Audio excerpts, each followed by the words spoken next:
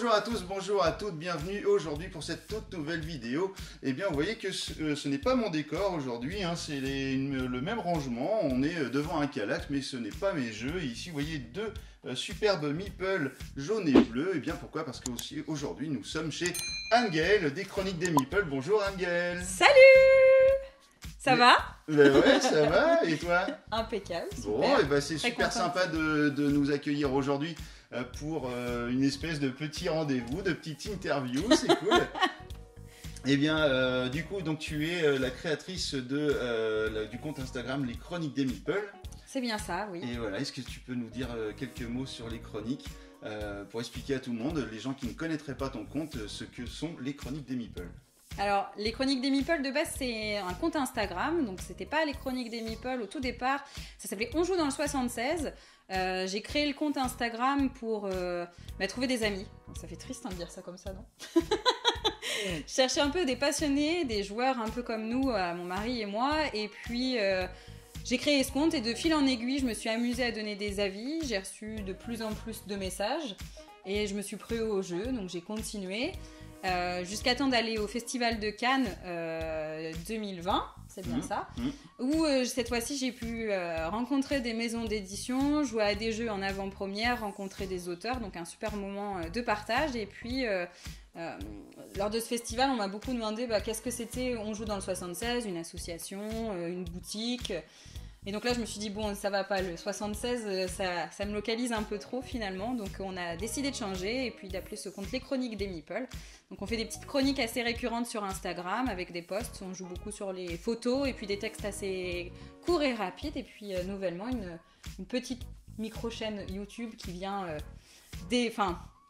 embellir la chaîne Instagram. Mais voilà. Cool, oui, parce qu'avant ça s'appelait On joue dans le 76 parce que pour ceux qui seraient nuls en géographie, un peu comme moi, eh bien le 76 c'est la Seine-Maritime. C'est ça, on est normand. On est normand et aujourd'hui on a de la chance, en plus il fait beau. C'est clair, c'est pas toujours le cas. Hein. Alors Anne-Gaëlle, ma première question va être d'ordre un petit peu plus organisationnel, hein, on va dire dans les Chroniques des Meeples. En fait j'aimerais bien savoir, à partir du moment où tu achètes un jeu, ou que tu le reçois de par un éditeur, ou peu importe d'où ça vient, quelle est ta démarche, comment ça se passe pour arriver jusqu'au test et la chronique sur Instagram ou Facebook ou maintenant YouTube? Ouais, maintenant c'est un peu partout. Ah, c'est un peu multipasse. Et bah c'est ça. Et ça dépend, autant il y a des jeux que j'attends parfois beaucoup. Donc je vais très vite, limite le jour même, lancer dans la règle. Le soir, on est en train de jouer à la première partie. Au bout de 2 jours, on en a déjà fait 5 ou 6.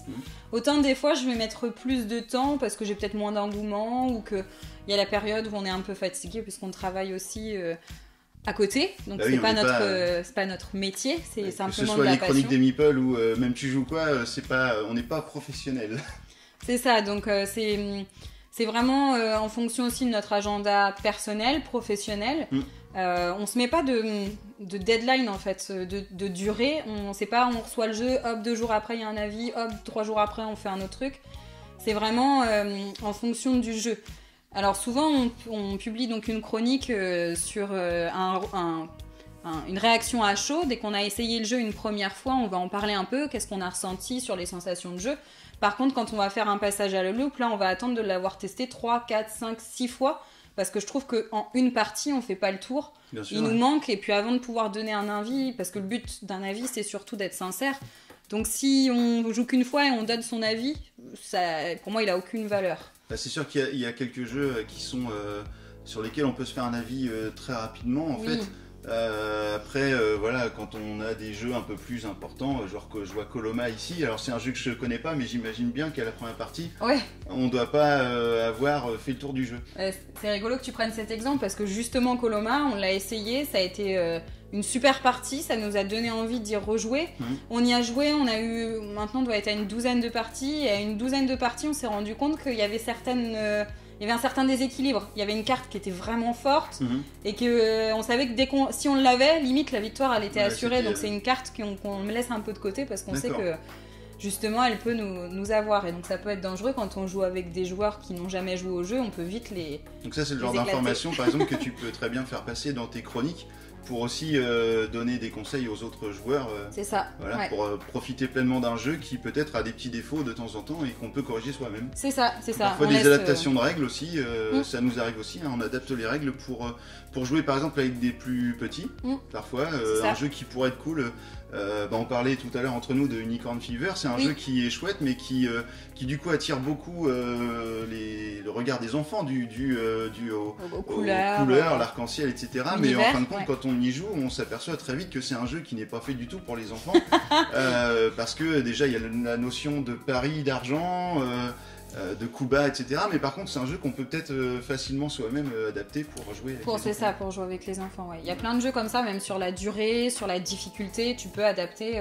Il y a de plus en plus de jeux aussi qui proposent des variantes internes, comme je pense à l'île des chats, qui a un côté, Ah oui, avec une la variante variante familiale, familiale. et puis une variante un peu plus poussée, ce qui veut dire que le jeu, tu peux le prendre à la fois pour jouer avec tes enfants, avec ta famille, et Ouais, puis à avec la des gens fois qui sont avec pas joueurs. avec des joueurs. Donc c'est ce qui est intéressant, là, je trouve que le monde du jeu évolue aussi à ça, on se cantonne Ouais. plus... C'est vrai toujours qu'en à- général, il est toujours difficile pour les non-joueurs d'arriver à passer le pas de ce genre de jeu. Parce qu'en fait, ça peut vite faire peur. En fait, on a toujours ça. été habitué, surtout que, en fait, c'est un peu une question générationnelle aussi. Hein. C'est-à-dire que je trouve que la plupart des gens qui jouent maintenant et qui collectionnent un peu les jeux comme ça sont des joueurs qui ont, on va dire, entre 30, 40, 45 ans. Enfin, Ouais, c'est voilà, vrai. déjà, il faut avoir un peu d'argent pour en acheter ces jeux-là, parce que mine de rien, c'est un budget. C'est un Et puis, investissement, c'est clair. c'est surtout qu'on a été baigné dans les Dr Maboul, dans les... Et les Monopoly, le destin, voilà, Uno, quand on enfin, était c'est- plus jeune, et que du coup, on est vraiment à un moment donné où presque les jeux de société peuvent nous saouler, et il faut passer à un cap pour arriver C'est à ça, ça, qui est pour le coup complètement différent. Alors dans le même lien de cette question, j'aurais voulu savoir comment tu faisais pour essayer de gérer un peu le flux, parce qu'en fait sur des périodes un peu comme Noël, on le voit bien sur ton compte Instagram, parfois dans les stories, tu reçois parfois un carton avec moult jeux. Comment tu fais le tri, est-ce que tu as des priorités sur plutôt des styles de jeu, style jeu d'ambiance ou je ne sais quoi, pour les traiter, comment tu fais pour prendre le temps de jouer à tout. Enfin voilà, t'as une deuxième Anga. Ouais, maman le jour, enseignante, enfin je sais pas comment j'arrive à le faire parfois, mais non, déjà on fait un pré-tri parce qu'on reçoit pas mal de mails, même de petites maisons d'édition, de plus grosses, qui parfois nous demandent de tester le jeu pour en parler, parce que ça leur fait un coup de pub, et au contraire pour des petites maisons d'édition, c'est vrai que si on peut aider, autant le faire, on aime jouer, mais on fait aussi le tri parce que l'idée c'est pas de recevoir 20 boîtes de jeux, tester une fois le jeu et puis après de le poser sur l'étagère, plus jamais le ressortir et plus en parler. Après il y a beaucoup, je trouve, il y a des pics en fait dans l'année. T'as vraiment des pics de sortie, souvent au moment des Suns, au moment de Cannes, au moment de Noël, là il y a une affluence parce que les gens essayent de vendre pour Noël, de mettre des nouveaux jeux sur les étagères. Essen et pour Noël, vendre c'est un peu le même pic parce qu'en fait on est oui, vraiment c'est sur dans la même période, continuité, oui, mais t'as quand même t'as une petite baisse à un moment tout début décembre, puis ça reprend, enfin. Alors Anga, est-ce que tu as un rêve d'un jeu parfait? Est-ce que tu as tu t'es toujours dit, mince, j'aimerais bien avoir un jeu qui parle d'un sujet en particulier? Est-ce qu'il y a un truc comme ça, tu t'es dit, mais pourquoi ils le sortent pas? J'aimerais bien. Ton jeu rêvé, quoi. Mon jeu rêvé. Un jeu qui serait parfait. Je sais pas si j'ai vraiment un jeu parfait, parce que parfois je me dis, j'adore ça, j'aimerais trop avoir un jeu comme ça. Et puis finalement, j'essaie un jeu auquel je parie rien dessus. Et là, je me dis, waouh, c'est trop bien. Nidavellir, par exemple, ça a été le cas. J'imaginais pas du tout cette mécanique de coin building. Et finalement, quand je l'ai essayé, je me suis dit, waouh, c'est trop bien, pourquoi c'est pas sorti avant? Voilà, après en tant que tel, j'aime. C'est un jeu que je viens d'acheter d'ailleurs. Ouais, Alors, je l'ai pas encore testé. Il y a l'extension qui vient de sortir. Elle est là. Oui, donc je disais, je viens de l'acheter justement à la nouvelle fait. boutique de Fécamp, le Graine de Joueur. Je fais une petite pub en même temps parce que c'est bien aussi de faire une petite pub parfois pour les gens qui démarrent quelque chose. Donc Graine de Joueur à Fécamp. Voilà, donc oui, Nidavellir, en plus ils viennent d'obtenir le Trick Track d'or. Le Trick Track d'or.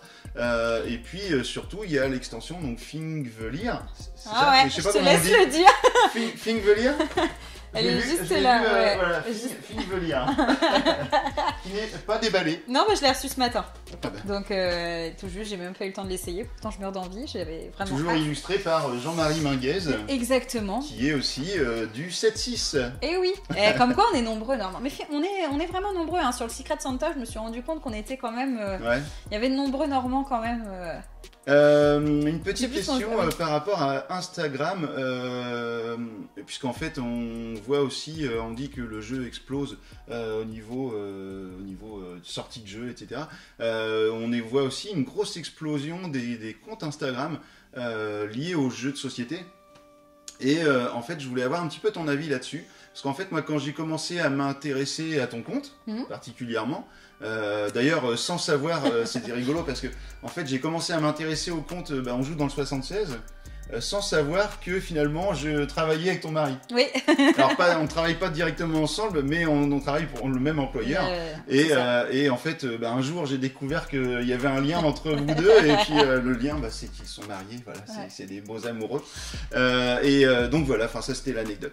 Et depuis, en fait, j'ai l'impression que Instagram, le nombre de comptes Instagram a explosé, et presque que les gens qui regardent Instagram, les comptes, sont tous des Instagrammeurs.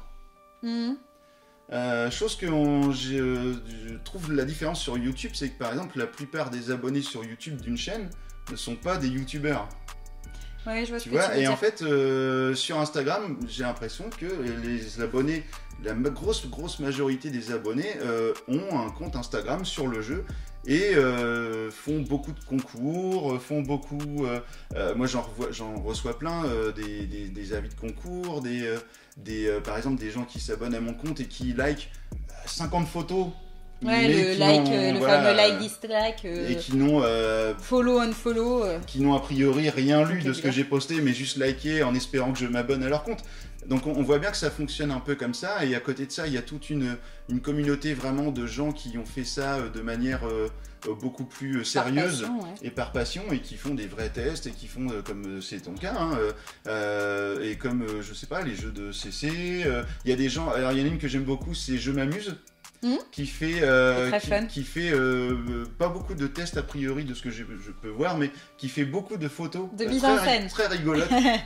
Et c'est un peu le but premier d'Instagram en fin de compte, hein, quand on y réfléchit, c'est des photos. Donc voilà, je voulais avoir un petit peu ton avis là-dessus. Waouh, tu m'as dit plein de choses, je vais essayer de Ouais, reprendre c'est- dans l'ordre. Déjà, la première chose, je sais pas si c'est. Je pense qu'il y avait déjà plein de joueurs. Après, est-ce que les joueurs s'intéressaient aussi aux réseaux sociaux? Je suis pas sûre. Il y a eu cet effet ces dernières années des réseaux sociaux qui se sont vraiment démocratisés. Ouais. Et moi, par exemple, quand j'ai créé le compte, j'avais pas du tout cette idée. Je me suis juste dit, je veux pas que ce soit mon compte perso, que des gens puissent avoir accès à mon perso, même s'il est fermé. Ouais. Donc, je vais créer un petit Comme on compte crée à une côté. page Facebook, alors Ouais, c'est ça, pour avoir. on a son compte perso et on crée une page pour son activité. Pour garder un peu ta vie privée et te dire que. Et ta vie de joueur en quelque sorte. Donc de base, on joue dans le 76, quand je l'ai créé, c'était ça. C'était vraiment juste. Je voulais suivre les jeux de CC, mais je voulais pas le faire avec mon compte perso, je le faisais avec un autre compte. Et je pense que tout le monde se prend un petit peu dans cet engrenage de se dire, on se sent bien parce qu'il y a une communauté qui est très sympa. Enfin, moi, j'ai fait des rencontres super.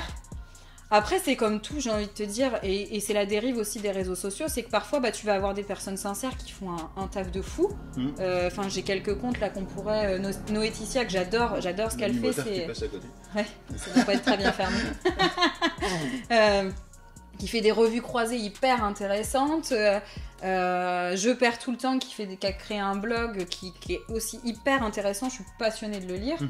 Et à côté de ça, t'as peut-être des personnes qui le font aussi par passion, de se dire, voilà, je publie la photo de mon jeu, je donne mon avis vite fait, et ainsi de suite. Après, il y a toujours la dérive de personnes qui sont présentes pour avoir du like, pour avoir de l'abonné, pour avoir de ça. Mais après, j'ai envie de dire, c'est à chacun de faire son tri. Ouais. Moi, j'en ai tous les jours des personnes qui...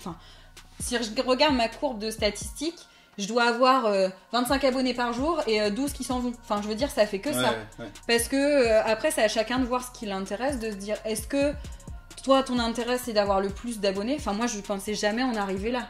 Et à aucun moment, je me suis dit, tiens, je vais acheter, parce que j'ai su là récemment que tu pouvais acheter des abonnés. Ouais, de bah, je en ne fait, sais on où. peut le faire également sur YouTube. Effectivement, ça n'a aucun intérêt en soi. Mais non, mais c'est ça. Et c'est vrai que le coût des likes qui s'en vont, effectivement, les abonnés qui Ouais, viennent et tout qui le s'en temps. vont, ça existe aussi sur YouTube, ou dans le sens où des gens qui créent différents comptes et qui s'abonnent à plein de comptes en disant, en donnant un commentaire, Ouais, non, mais c'est ça. c'est super machin. Tu t'abonnes à leur truc et puis en fait après ils se Bah, désabonnent ils- et puis en ouais. fait ils cherchent juste à avoir le maximum d'abonnés pour avoir cet effet de commerce derrière, hein, parce qu'on va pas se cacher, il y en a qui font de l'argent là-dessus, hein, aussi, Ah bah hein. c'est sûr. Bah de toute façon, ça reste quand même une vitrine énorme sur Instagram, même si Et les après éditeurs l'ont bien compris. chacun fait, on va dire, voit la chose comme il l'entend. Moi, je vois de certaines choses et parfois je me dis bon. Après, si ça fait plaisir aux gens de le faire, ils le font. Moi, tout départ, je me souviens quand on aimait pas ma chaîne, mon compte Instagram, quand on le suivait, je suivais. Et en fait, je me suis rendu compte que ça va à une vitesse fou. Tu te retrouves avec, je crois que j'essaye de faire du tri ces derniers temps pour regarder vraiment que l'essentiel, mais tu t'abonnes à tout le monde, puis après, en fait, les gens se désabonnent. Après, je m'en fiche, moi, qui se désabonne en soi, s'ils se désabonnent, parce qu'ils en ont marre que je fasse des grimaces tout le temps, ou que je fasse la con. Oups, pardon, j'ai dit un gros mot. Que je fasse l'idiote, donc après ça je m'en fiche, mais après c'est toujours la difficulté de se dire est-ce que tu le fais par passion ou est-ce que tu fais pour avoir quelque chose. Enfin, quand j'ai ouvert la page, jamais je me suis dit que j'allais recevoir une boîte de jeux. Le premier boîte de jeux que j'ai reçu, c'était Matago qui me l'avait offert et c'était Bosque. J'ai cru que j'allais pleurer, je trouvais ça génial. Mais après j'ai pas eu en tête de me dire tiens je vais faire ça puis je vais faire encore plus pour avoir finalement une tonne de choses. Voilà, je crois que je me perds dans ce que je dis. Je sais Non, pas mais si je suis arrivée un c'est peu très sur bien. ce que tu... Mais c'est vrai que voilà, on peut se poser des questions. Dernièrement, j'avais fait une photo noire sur Instagram où je mettais un petit texte parce que c'était parti d'une initiative d'autres personnes sur Instagram qui se posaient des questions de la vraie valeur finalement. Parce qu'à vouloir Bah, en poster fait, tous les jours... On revient à cette réflexion, ça. ouais, de se dire est-ce que ça a vraiment une valeur en tant que Mais tel. après, tu peux aussi... Enfin, moi, je sais que personnellement, à un moment, je suis partie dans un espèce d'engrenage où tu veux sans cesse tester de la nouveauté. Du coup, t'achètes quand tu peux. Et Des tu fois, ne tu rejoues peux pas. Et tu le mets sur l'étagère, tu joues une fois, tu fais ça. ton post parce que tu dis que tu vas faire ton post et que tu vas être vu et que machin. Et en fait, c'est à un moment, tu te dis waouh. À un moment, je me suis réveillée. Ça n'a pas duré longtemps, mais à un moment, je me suis dit waouh, mais quelle connerie. Parce qu'en fait, ce compte, je l'ai ouvert parce que j'étais passionnée. Et du coup, on laisse de côté finalement d'excellents jeux. On parle toujours de la nouveauté. Mais ça, c'est le monde de manière générale. On a tous cette réflexion-là à un moment donné. Hein. Je l'ai eu il y a très peu de temps aussi. Je me suis dit mince, j'ai des jeux. J'en achète pas mal, on va dire, et puis en fait je les exploite pas parce qu'à un moment donné effectivement on y joue, et puis on va recevoir un truc, on va aller dans la boutique, on va dire ouais, ça c'est trop génial, ou on va être influencé par le fait d'avoir vu 100 fois dans la même journée la boîte de machin bidule qui vient de sortir et que tout le monde dit c'est génial. Donc par exemple là, le DM du roi par exemple, ça fait un peu ça, on le voit partout, et en fait je me dis ouais, ça doit être trop génial. Bon là on a quelques critiques déjà qui arrivent là, des petites erreurs. A priori il est vraiment trop génial. Voilà, mais a priori trop génial, mais bon, et du coup voilà, tu te dis je vais l'acheter. Et puis en fait tu vas l'acheter, tu vas faire, alors que c'est un jeu Legacy avec des enveloppes qui a l'air vraiment trop génial de ouf. Mais par contre tu vas le jouer, tu vas ouvrir 3 enveloppes, tu vas le poser, puis en fait à un moment donné tu vas acheter autre chose et puis tu n'auras jamais fini ton jeu. Et ça c'est un peu un peu gênant dans le... Ouais, mais je pense qu'à un moment quand on part dans ce... Il y a une dérive du coup qui arrive et le plus important c'est de voir cette dérive finalement arriver. Moi je sais que j'ai diminué mon rythme de poste parce qu'au départ je me suis dit, je me mettais moi-même la pression de me dire il faut que je poste. Du coup je faisais ma journée de boulot, après je gérais ma fille, je gérais ma maison, et après le soir je disais à Sab hop on y va, on joue, est-ce qu'il faut le tester, on refait une partie aussitôt parce qu'il faut que je poste, parce qu'il faut que je fasse un avis directement. Et après moi, je me suis dit mais waouh. waouh. C'est vrai que quand j'achète un jeu, je me mets pas trop la pression. Après, par exemple, si je reçois un jeu, comme là, c'est lent, par exemple, je l'ai reçu, je sais plus, le samedi, je crois. Et je me suis mis moi-même la pression pour dire il faut qu'on y joue et que je le poste rapidement parce que je me disais j'aimerais bien en parler avant Noël. Parce que je trouve que c'est pour le coup c'est une bonne idée de cadeau, et puis en même temps l'éditeur m'a rien demandé par exemple pour faire ça, et tu vois, il me l'a envoyé comme ça, ils m'ont pas dit il faut que le jeu sorte machin, mais par contre moi je me sentais un peu redevable je vois ce que tu veux dire, en face de l'éditeur, de me dire voilà, il m'envoie un jeu, c'est sympa, ça veut dire qu'ils pensent que je vais faire un travail dessus qui va être intéressant si je le fais, parce qu'il n'y a aucune obligation de le faire non plus. Et du coup, je me dis, bon, bah voilà, autant essayer de le sortir là.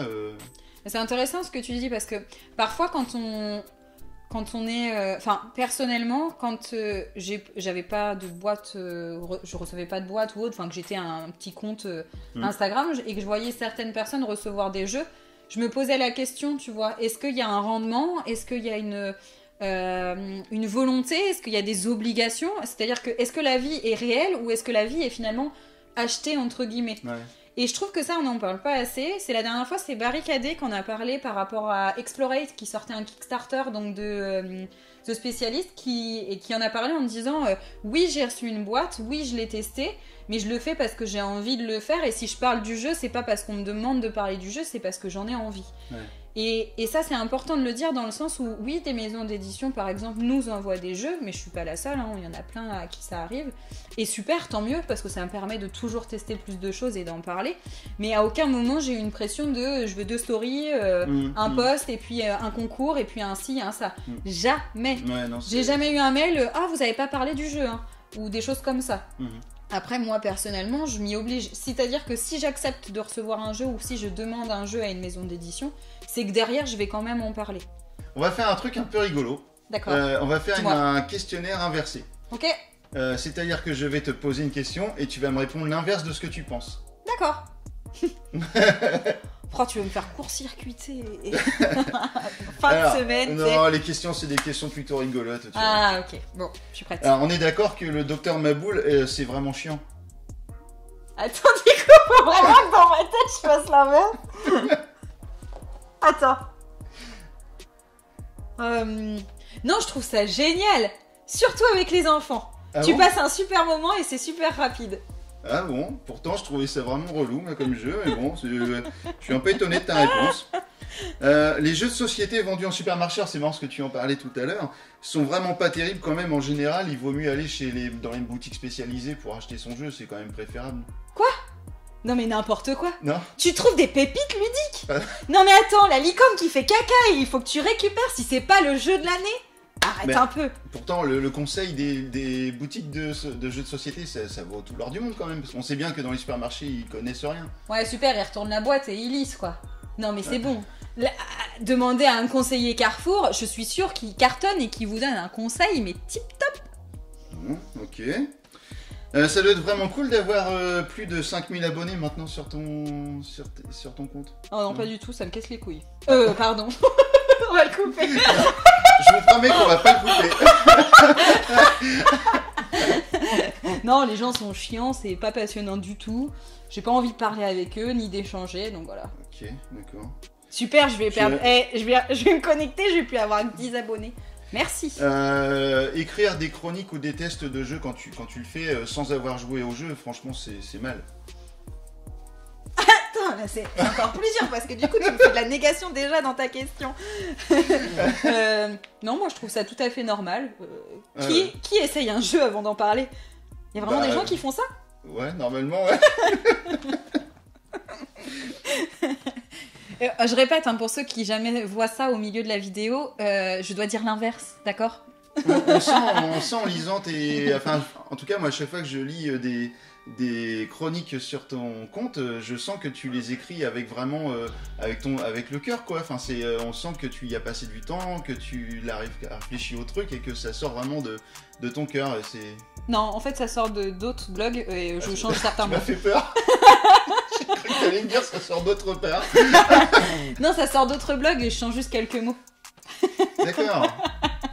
C'est vrai qu'en ce moment, en fait, on le voit avec pas mal de jeux qui sont sortis récemment. Les éditeurs font des vrais efforts pour sortir des beaux objets, souvent avec du beau matériel, avec... Non. Attends, je vois ta tête, tu me fais peur. Enfin, oui, d'ailleurs, regarde, c'est de la déco, hein. Honnêtement, hein. C'est juste des cadres. Hein. Ah ok. En fait, tu trouves pas que les éditeurs font des efforts pour sortir des beaux jeux, sortir des belles choses? C'est dégueulasse. D'accord. Regarde-moi ça. Attends, je vais te sortir une boîte et tu vas me dire qu'est-ce que tu trouves de beau dans cette boîte. Alors attends. J'ai pas d'idée. Non mais ça, genre ça. Le truc le plus laid du monde, quoi. Bah non, c'est quand même joli. Un arbre en 3D, du matériel avec des jolis pions, avec des moches pions d'animaux. Des moches pions. À un moment, les éditeurs, réveillez-vous, quoi. Arrêtez de sortir des trucs comme ça. Oh la chance, t'as Everdale. Ouais. Il sortira jamais ce jeu. On l'aura jamais. Du coup, je dois dire l'inverse. Oui, tu l'auras. Non, c'est de la boulette. Nom d'un renard. Tu connais Nom d'un renard, j'imagine. Oui, Nom d'un renard, Charlie Détective ou Flying Goblin, c'est quand même vachement mieux que Tuturista ou Carlo Crado. Quoi? Carlo Crado, c'est le jeu de l'année. Il y a les trucs qui sortent du nez. Mais c'est trop génial. Et après, tu peux même faire semblant d'éternuer. Tu fais comme ça. Et tu fais avec le truc comme ça. Je me demande ce que je fais là. On se marre, non? Je suis quand même choqué parce que je pensais que t'aimais les bons jeux et ça me fait bizarre. On se fait une petite partie de Monopoly? Ok, allez, on va arrêter là. Attends. Parce que je veux quand même un droit de réponse par rapport à toutes les conneries que je viens de dire. Je vous le répète, rien ne vaut le conseil d'un très bon vendeur de jeux. On connaît plein de boutiques autour de nous qui font des choses merveilleuses. Rien ne vaut leur conseil et allez dans des boutiques près de chez vous pour acheter, surtout en ce moment. Je tiens à le dire. Non, Carlo Crado, c'est de la vraie daube. Achetez-moi un Flying Gobelin. Par contre, Tuturista, c'est chouette. Le petit chien qui fait caca quand on le promène. De toute façon, arrêtez les jeux avec le caca et la morve à un moment, ça va. Sauf Kikafé, parce que Kikafé, c'est quand même très rigolo. C'est très drôle. On y a joué là. Alors, Kikafé, franchement, c'est très rigolo. Et tu peux même le complexifier en disant Kikafé caca sur la carpette. Et essaye de le dire très très vite. Kikafé caca sur la carpette, Kikafé caca C'est sur la carpette. pas mon chat qui a fait caca sur la carpette. Et tu vois, tu dois essayer de faire ça. Essaye à ta prochaine partie, Okay. c'est très très drôle. Et si tu devais sortir 3 jeux de là-dedans qui sont tes meilleurs jeux du monde? Mes meilleurs jeux du monde. Oh, c'est dur. Moi, j'aurais jamais. Enfin, j'en ai toujours. Je sortirais Five Tribes. Ah oui, je m'en doutais. J'adore ce jeu. Déjà, j'adore Bruno Catala, comme beaucoup. Hein. Mais Five Tribes, c'est mon jeu préféré, je pense, de Bruno Catala. J'ai mon coup de cœur de cette année qui reste Nidavellir. Que j'attendais pas grand chose en ouvrant la boîte et j'ai pris une claque ludique et ça fait du bien, une bonne claque ludique. Donc Nidavellir, Five Tribes. Et donc si tu devais n'en garder qu'un? Un seul. Parmi tous tes jeux, si tu devais en garder qu'un seul? Je crois que je garderais Five Tribes. Parce que ça fait longtemps, c'est un des jeux qui m'a donné vraiment cette folie du jeu de société. Du coup, il y a aussi un attachement sentimental envers cette boîte de jeu que j'adore. D'ailleurs, si quelqu'un a l'extension, je parle à la petite caméra, si quelqu'un a l'extension, les artisans de Nakala, et veut me l'offrir ou me le vendre, mais pas 2000 €, je peux vous envoyer un message très rapidement. Days of Wonder, si tu entends mon message, réédite-moi cette putain d'extension. Bah écoute Anga, je te remercie beaucoup. Je sais pas, à la base je devais faire une vidéo d'environ un quart d'heure. Je sais pas comment je vais me débrouiller pour sortir un quart d'heure. Je pense qu'elle va durer un peu plus. Tu peux me couper la chic. Et puis voilà, mais en tout cas c'était super. Je te remercie 1000 fois de m'avoir accueilli devant ta belle ludothèque. Et puis je te souhaite de joyeuses fêtes de fin d'année. Ben moi aussi. Et merci, à vous aussi. Merci à toi de m'avoir invité. De t'être invité chez moi. Oui, c'est ça. C'était vraiment un super moment. C'est chouette de donner la parole et de dire des choses. Je vais arrêter parce que sinon la vidéo va passer de 15 minutes à 45.